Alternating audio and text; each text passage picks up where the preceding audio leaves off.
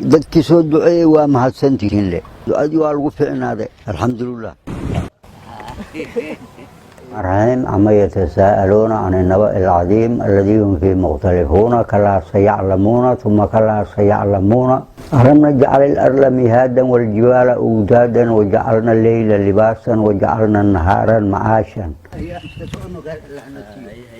محمد نور آدن oo ku magac dheer Adeera inta badan ma ahayn qof dadka la hadlo wuxuuna dadka marka ay la hadlaan ugu jawaabi jiray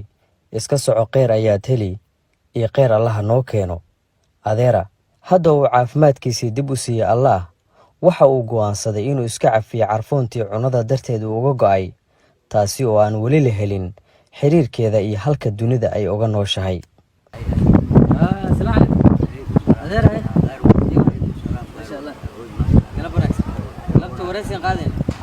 أنا مجايج محمد نور آدن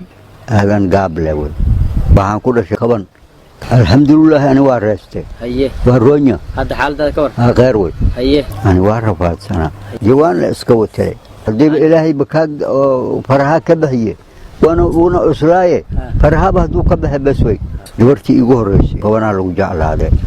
jacalkeed waa la alfan waaye nin kala iska helay mar hore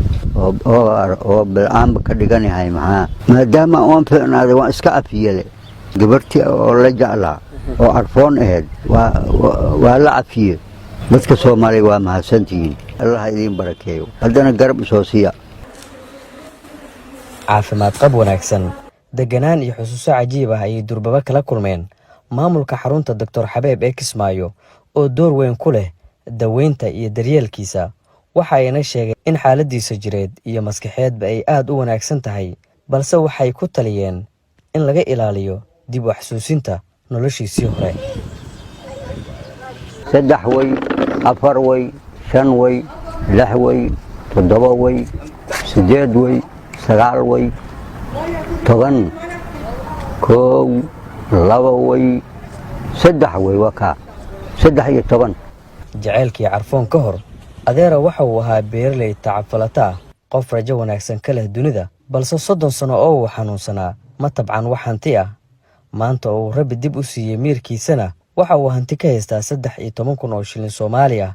taasi oo ahayd waxa kaliya ee aan ka helnay juwaankii qashinka ahaa ee uu dunida ka ilaalsan jiray muddo badan